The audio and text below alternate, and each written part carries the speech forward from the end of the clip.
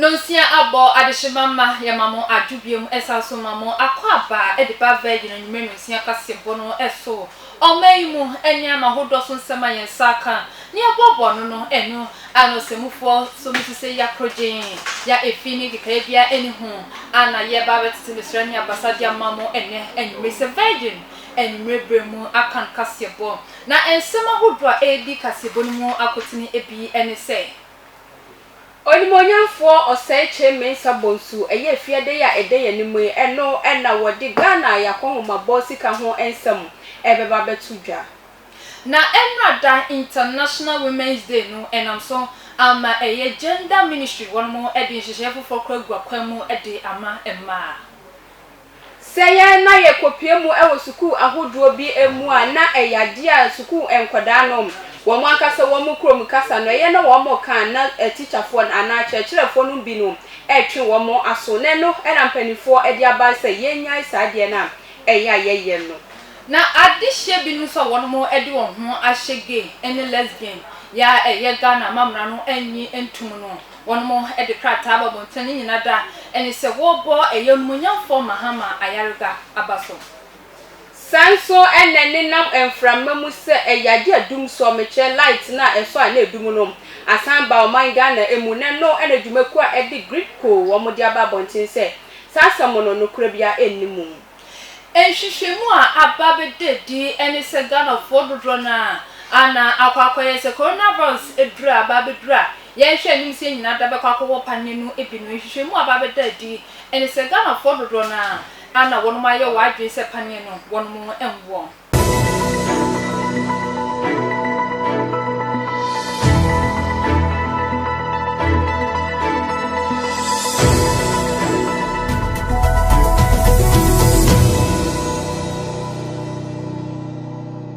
ensem no afoforo bi eka ho anigide eni amahodo so nsem eka ho ane abobo no ene enwumede ba besomo ese virgin enwumebre mu akan kasebo na hyene so se eye Success Preparatory School wonmo ene djumoku a wo bo ye chidom ene atunya kenka kasebo yi ede amamo ene enwumre wonmo chakwa wonse ho adeso kwantempon no eso achechefo ho nso bo homodi ye papa chen kwada no ade ewonyamso ekwan esuntu do ba no ekọ ho ma bibia betumi aye kama ede amam enti frempin for ewo 0208 278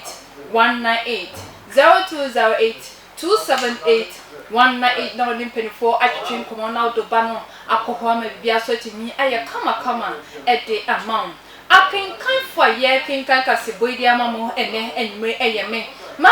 bina adobia mene na nepia achereba ye dan husma ye bakase bo no edi munchemu no ebebrem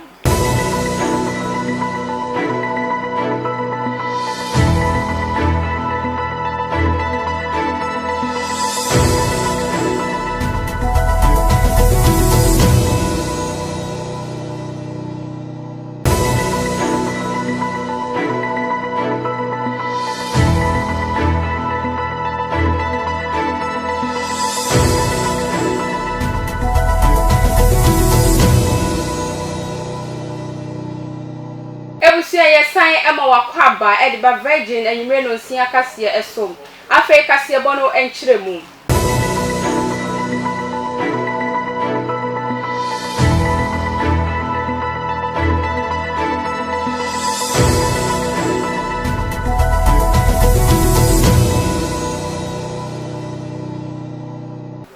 efiade ya edeye ni memeche obenimbu sume ni da etosu du mienu eno ena Ghana ye nyinam yakonhomabo sika ensamo no ye pani ya wodi onimonyamfo oseche mensa bonsu ede beba betudwa na ni nyina da ene se onimonyamfo ken fori ata wono na eye osoafo ohwe Ghana ye sika ensam eho ensam so ne no ena nke wo se wode babetudwa na nanse yentemu ene babetu odwa se ne ho edodo no kakra eno no enam so edi na kopiemu ewo bi man so woko no akogye ayarehwe ye nyina ye bompa ye se nyankopon emfa no nko na wonfa no emmra ne no enam panifo edi sasudie edi ama onimonyamfo ose chemensa bonso wono ene dom kase a wo mrahye bedwefie no woda wo mo ano se wo mra na wo medina mu na Ghana yakoma bo sika ho ensam so meche budget 2021 budget no omra na won fa metudwa emfa maye Ken Oforiata yesoafo hwe Ghana sikasem toto yeso ewo my Ghana mu na nansentemu no hudoro ne kakra wei enam so ma mpanifo ma na kwanya ne se onko amanone enkosa ne ho yare embra ansa no waba beto na adwuma so wei enam so ma mpanifo apaw onobo osei chemensa bonsu a waka mpanifo a hwe Ghana nnwuma so ewo marhye bedwam se omegina na namu na omebu akonta ema o my Ghana esan se Mr Ken Oforiata eda so wo amanane a oje ayarehwe enumu na honorable osei chemensa bonsu enso age no fel se obeba na obebu akonta de akire Ghana fo nyina asofo hwe nkrato so Mr Kwadwo opon kroma de sasem we tudwa wabra no ne nsemtwerofo edi nkita ho ewo Peduase Lodge edwada no awia ansa na yefi ase no mampani se yemmo Ghana emma nyina baso ene ya wiase nyina yeyida ba ko asi wo se nne a ye kai adwumaso a emma eye omedwuma den omutiri mu popa omahofama omde boama ye fie ye mantem ye man ni na no yetumi apagam no mampani se yemmo Ghana ma nyina abaso enne a ye celebrate International Women's Day na osan so bo ma no ho ba se kwan pa wo fi ase a wo fa so se Ghana ma yi die abribia ebegina ne na so no obekoso na watwa saa ekwan no so na ebio so no abre a ofi ne second term ase eniama hodo obeye Ghana ma so akoso enya omo baby page na no obekoso ahwe na waye na sene na ye ka no ene na omampani ne cabinet ewie nansa nhyiamu a na ono mo ye wo Peduase Lodge hase ya wo ebeka ya fiara na nwumre ena omampani ema de apotoka sem ye friend central government ministers beye eduonu wotwe no omo musai ya omo be fi omadwuma se beye banada nopa dan so meme ndana nopa na ofi ase ene omo ye nansan nhyiamu no de ana esi na nimpa ne se adwuma afie we ye ba beye no eno na opese ono omo tena se na yitumi san ase ne ehu sa afie we adwuma ye ba beye ni na adwuma no ebegina na po beye miensa eso baako ene COVID-19 yi kwan ya betumi afa so adi nkunim e wo COVID-19 okwan ye kono emu etoso mienu ne se COVID-19 no ama oman no niema bibra tosin yesi kasem yedwuma sem yempuntuo atosin kakra enti ekwan a ono ne cabinet e fa so na wono matumi asan epedwa mama ya kwakosi bebia na e wo no so no ono madi nkomo ansana de toso miensa ebo ahodo share December 2020 no yede kwa abato onim a yebepese yebedi so no kwan a yebetumi afa so afie we ya de si ani mepese ye no yebetumi aye na me kire mu kakra no yebeka ya na yesi kasem no 2017 ba 2020 na kona nimpa ohwe mpuntuo ye kakra mpose ne ye hwe ye kaso de abroni friend deficit ne ade nyina na ya ba anim ya record ye we na amane amate akwa akiri nti ubon se na wotwe ye da animi ochena number ko awia no mampani be state of the nation address parliament bet na be number ko no mampani na kasa bia be no mienu oba bi no o state of the nation address ubemu se sade we ebe wagina ye kase ewom ansa na efiada ye wo budget a was present o mampani yi the leader of government business ono aso no ye the majority leader o say chairman Sabonsu member of parliament for Swami so no na on for mampani budget no enko mrahye bedwam eno so ubemu se sade we di akotene ewom ene niema hodo aka no mampani hwe anim se the ministers ne abani na a ochechire no omo de sa na ema we be adwuma na yetumi de covid no so nkunim yetumi apagya esikase mu abesi kwan pa na yegina so no na fimpuntu aka ne ewusiafo yetwa ensam no eso na enada ene babeto jese eye Ghana fo nyina da na mpo se ewiase amansa nyina da ema ewomu ye de edayi esi honomo ahye ni nyina da enso ni nyina da ene se yi sa dayi esi honomo na ye de abo ema abaso International Women's Day no se de bayo na eye ema edwuma so na wonomo eyo edwuma de na wonomo eyo ukudwa so enyasem ketwa ema se wonomo efa ha ekoba ha ye mame mom na bra no mo bre no entinu na esepata se yi edapoti bisi honomo edigi wonomo enina empuye de kai ka wo mo ewo enema hodo wono mo eyo ede ema yan ni empo oman ya yewo mu na eno nam so ama asoya wono mo ehwe ema ne mema ene afen enso no enkwada ana ne kwakwa enso no asitena mu yedie mu ensem eso mechire gender ministry wono mo ede ababatu edwasese de boyo na ni empo ema hu betimi ato mo ewo ntitiru oman ya yewo mu esan se ba no emma sitire mu ya na akwakoye ensem bebre nyina da ene se bia obefa ha na chese obema bi etimi eyini hwesi hono pa esibiri obedi ani nyina da eya na eno no enya semketo akra na chese emma ana yetete yemfa hudie so a enisa na sade yi eduru so sana esese mpenifo ede nyema ahodo na egu akwamu ede emma enam so ama gender ministry one more akasa achemu ese what the call centers me kire bia ya se bia obi etete afa hudie so a obetimi afrena empo wetimi abamuna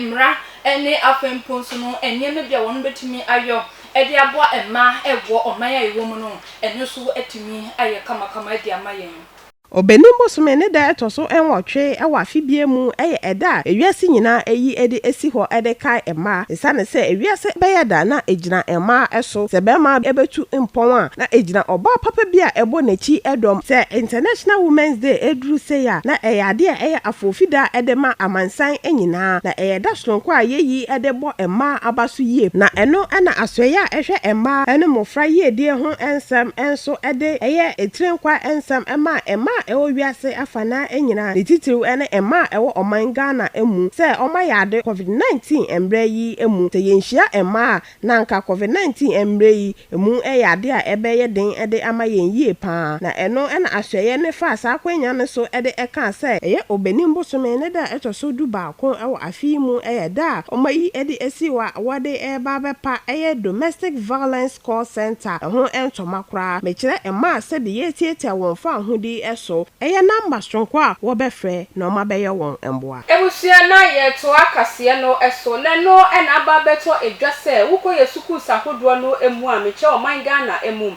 eyade asuku ahodo no eneyi de ye ya ye se ye yabrofo enu ntinu wonte brofo te se dia miti he ya eya na wasem no ne ka eye kana kakra ne no ena empanifo de aba beto edwa ekire musem eyade asesie no ewose empanifo anase suku sahodo wo man Ghana mu no won beye yie pa won behwe yie etimi edi yie atutu yie sedie yankasa ye maame mo wo kasa wo ekire ye ewo fie se obi ya ye wo wa ewo kasa wo maame na wo papa ye de tete wo no ye bema eno no etimi ada ya no abre nyina mekire titru eni twi ene de keka ho no ye betimi aka ewo suku sahodo no emu na eno etimi aboye papa eyie na wo mo kire mu na mo de tu dwa se eyade wo ba suku sahodo no ebi mu mpa anhwa na wo koka ye wukrom kasa na ye de ade bia sensen wukom a wo na ma na obi ehun se waka twi anase eye fante na saade no yenya papa eyie sanse eba ne sa enkoda no wo mo hunu se wo mo akachi ewo adesua emu nenso no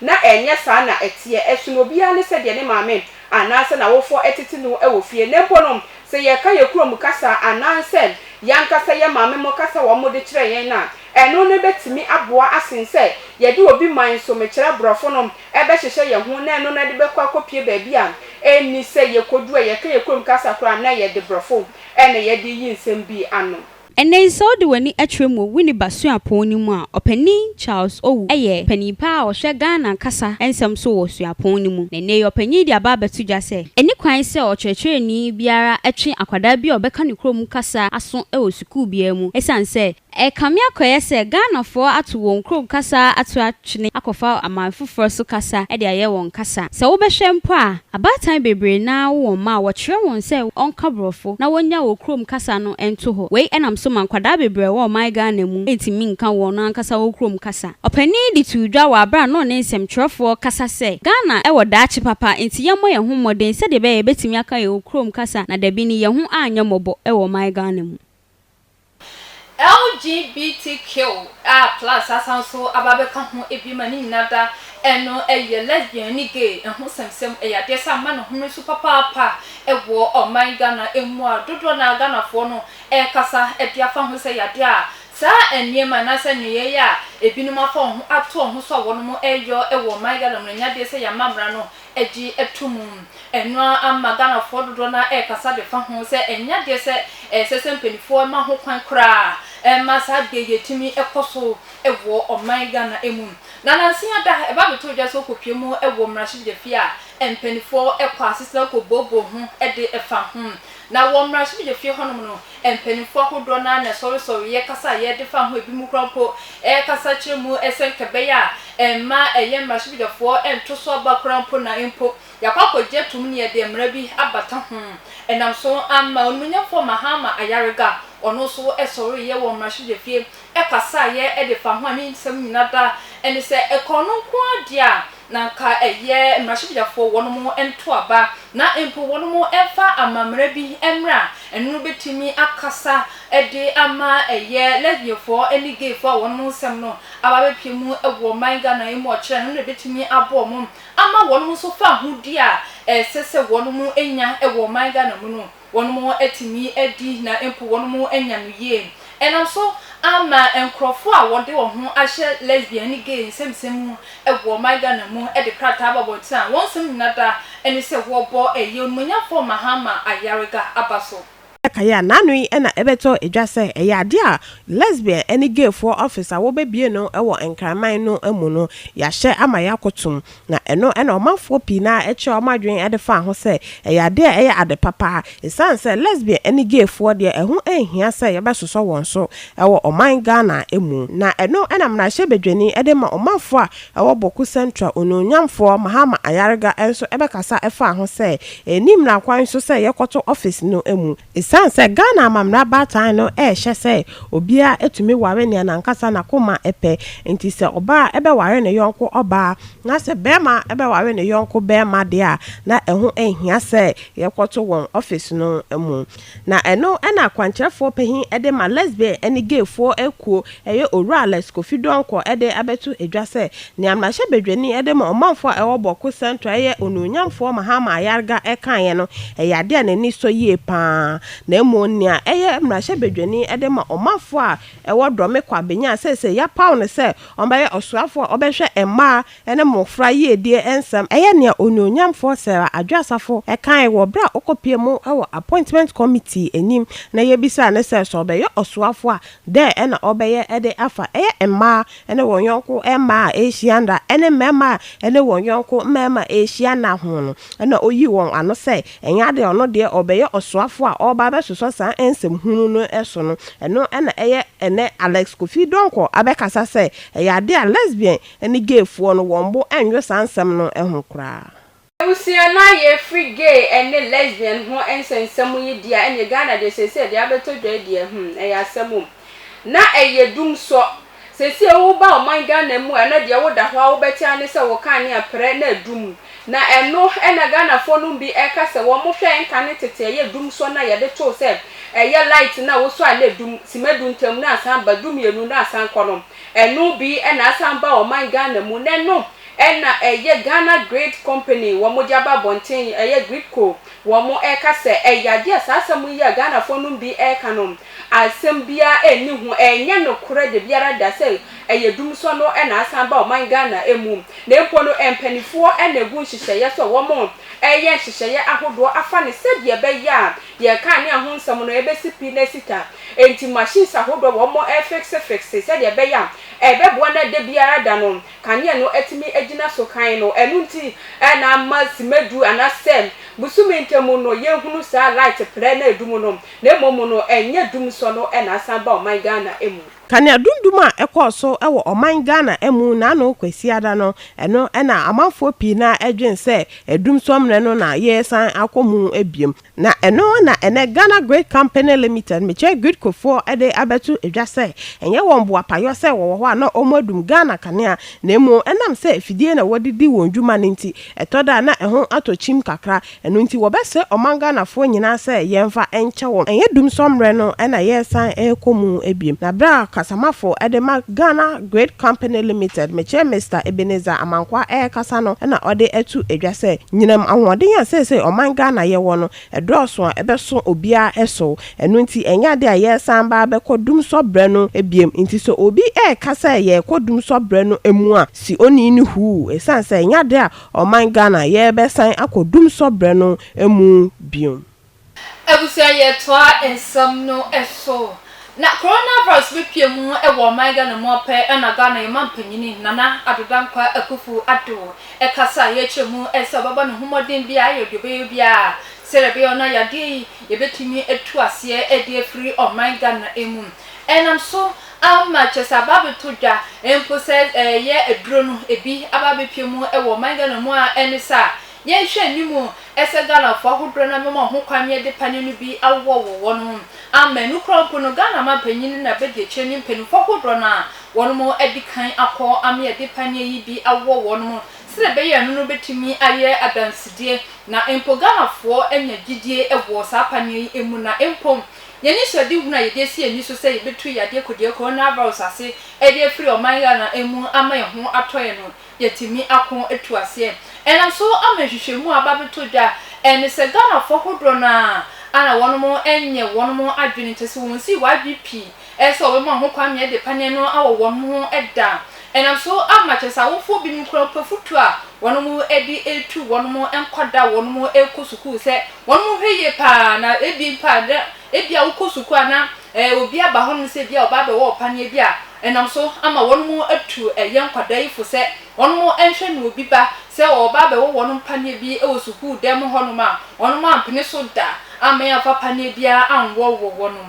Enche ye bia na yare kodie wo coronavirus ebepie mu wiase afa na nyina a Ghana eka ho wei enam so ma apomudin hwehwemufuo ebo wo homodin se de be ya obenya ano edro aboame atimi akọ yare kodie wo coronavirus wei enam so ma apomudin hwehwemufuo a ewo India abo wo homodin e de vaccine abepie mu wo man Ghana ebeboa yakọ yare kodie wo coronavirus nene nkra betodwane se obepie mu wo man Ghana mu a emema ni bi ekeka se wo bo homusuo na wo sa panie ya COVID-19 panie ya enyade ya obema mpo betimi aye adwuma bio sara so na man so kase so obo wo musuo ewo sa panie ya awade awade wontimi nwu bi wei enam so ma awofo ni bi atu wo mafo se wonam anasa wo school mu na se obi ba so ba be wo COVID-19 panie na ema akwala bia enwo esanse emwa wapomuden Ebusia challenge so say a success preparatory school one mom and a boy chido mama nwure yetimi ede kase ebra success anam one more ede musonko na yede wo ekọ enije kase no emu neno ena ye nuaba Miss V wode aba bonten na nsemu nyina ene se yehwe o man Ghana mu a enkoda no titiri mabunu no ya na yedwene ne se wunya ho anase sebe wunya sika ena yehunu ne yebo wudin e wo man Ghana mu enu ntina ya na mo fa koti kwan bi so se de be ye won be ye mo ho ntem anase won be di ye ntem se de be ye mo so no da chi bi no won mo eni ho yetimi abo mu din sa so mesidie na wo ye sikani o na wo ye se na mo no afuto wode mani nuanu mabunu no ene se ye nya botre e wo bibibia ye be ye bia mu ma ye mpre ye ho se ye pentam ne akwakonya sika anase ye pentam anya ye ho na esanse wo mo kura sebe wo mo sika no wo mo bre papa e ye mo da mo na sanso na wo kura sebe nka wo ni bi no e bia na wo asomdwe wuti wo fie wutimi da kama enti ma ye mpre ye ho enkonkonya sika ne ye ntwa nyame mra wodi ama ye se da we na meba ubenya wo ho se de be ya yasumu ebetimi adweyen. So the good news is each and every one of us can be successful. Being successful, nobody is alienated from being successful. Every single person here can be successful, but not everybody will be successful because not everybody is willing to take those steps they need to take to be successful. So to be successful, there are a few things that I followed. I had a passion, which is music. So many people we know of have huge names. They sit in big offices, but they are in a bubble today because they don't love what they do. They are not elevated from where they are because they are just working. They wake up and they go to work and they are looking at their watches. They are in a hurry to go back home because they do not love what they do. But when you love what you do And in my case, I can be on the road for weeks at a time, days at a time, especially festive season, because I have to travel from region to perform and make people happy, which I love to do. I can get emotional, I can get upset, I can just have it up to here. But because I love what I do, it gives me that extra push to do what I need to do to get to where I want to get to. So you need to love what you do. You need to appreciate what you do. You need to appreciate what you have. And the next thing you need to have if you want to be successful, which I followed, was to be prepared. You need to prepare yourself emotionally, mentally, physically. No successful person in this world woke up and took a bath and became successful. They prepared themselves mentally, physically, emotionally to be successful. We human beings, we are not. We become. It's only God that can say, I am that I am. We become. From the time that we are born, we have to shape ourselves to become what we want to be. So if you want to become what you want to be, you need to prepare yourself physically, emotionally, mentally. You need to prepare yourself. And so many people do not know that when I started music, I was there for about 2 years, 3 years, rehearsing constantly, singing constantly, doing dance rehearsals, band rehearsals, performance training. So many of these things just to be where I am today. People don't have a clue. But nothing in this world is easy. If you see a successful person, the person didn't just end up there. The person worked hard for it. The next thing I followed was to be focused. So many girls of today are not focused.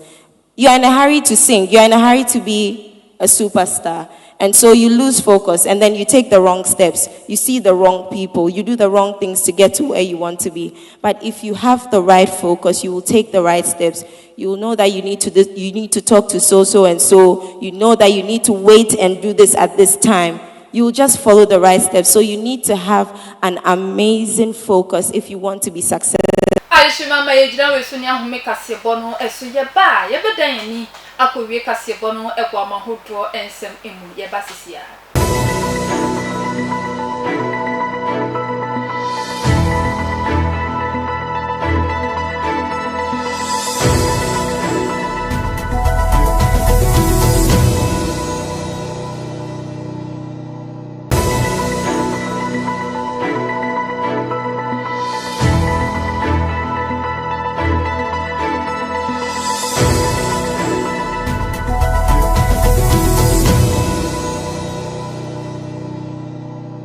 Ebusia yokoya ya bai sanso mamo akwaba biem ediba virgin menosia kasebo no eso. Yekoko wie kasebo no ewo amahodro so ensemu edia. Enada enna eye International Women's Day no yedi esi honuma na nyinada ene se yedi ebo ema abaso titru ewo no modwuma so na wono mo eyo ede aboa amahodro so nyinada. Na so kopiemo ewo Mexico man no emu ababeto dwa ese eda na nkese se ema yi si honum ede hye so chese ede ye niema hodro de kaka wo ho ewo adwuma hodro wono mo eyo no ekokoda na chese etututoto eni afensu no ye kire bia na chese no ehu ehia kora ewo Mexico man no emu. Endra Daya enna ewiase nyina edi International Women's Day a Ghana enso abomode edi wonde na wei enna ukopie ewo Mexico memu a emma hodu bebre na omani abre eyomatom ho asi mountain so a ne awoka nyina ne se eniema ekosutia emma ewo Mexico krom ho no eyade a enye kra enti omani abre se wo kɔ no awoka kire omampani a wo Mexico krom ho se wo momode na won sore wone n'adwumayefo na wontumi emomode enkoma emma ewo Mexico krom ho na wo hwe asede a wato ehu agu emonten so no yade a wo sese niema yie ama posifo so ani abre a wone om edi esi ani wo hoye na we enam so emandipa bebre ena ahwere won kwa ebinum so eprepra a wogusu a wo yesa oye kire ewo Mexico krom ho.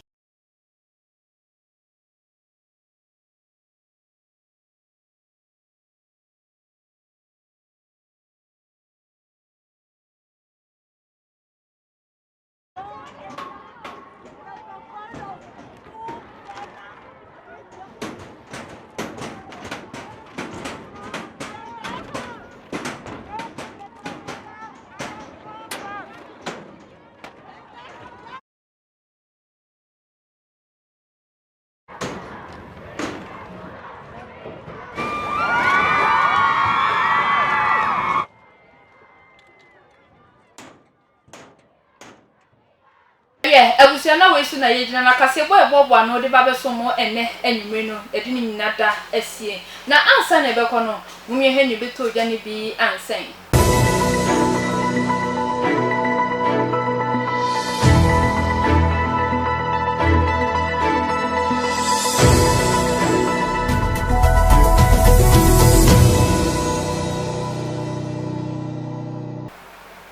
say about my Ghana emwa enenam emframamu say ya de dum so a emre bi etwa mu no asan ba my Ghana emu ebiem ne no na griko ene omudi ababonti say asemu we no nokure bia ennimu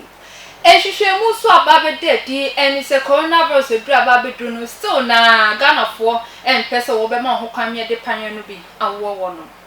efiade ye da ye nimu eno na wonimonyamfo oseche mensa bonsu Ghana yakoma bosika ensamo no wode beba betudwa e wo man Ghana emu na adihye bi no so wode ho ahye gay ene lesbian ho ensemu so no e de eye krata ababontan na da ne se wono ebo monyamfo mahama ayarega abaso Saranso na wo ensem fufuro mu no ye de babetu manimu se empanifo kasetia empanifo ananse achechirefo ahodo omo suku ahodo no emu asenkwada no omo ko mukrom kasa ya na ye twe wo maso no se wo munyan na entimi emu ayen ensem no afoforo bi eka ho ani gide eni amahodo so nsem ka ho ne ebobo anu de babeso mo ene enwume se virgin enwume no sia kase ebo na hyene so se eye Success Preparatory School one more energy mo ko boy chidomi etimi kenkan kase boyi edimamo ene enwume wo kira kwan e won sa mo made so kwantin pono e so anaso betima friend penifo e wo 0208 278 198 0208 278 198 down in penifo atwetwe enkomo amabia so timi aye kama ede amount akenkan for wote yenka ene enwume eyeme ma bina adobia mene na nepia achireba ewa mu nyina mo no hwani tia enya do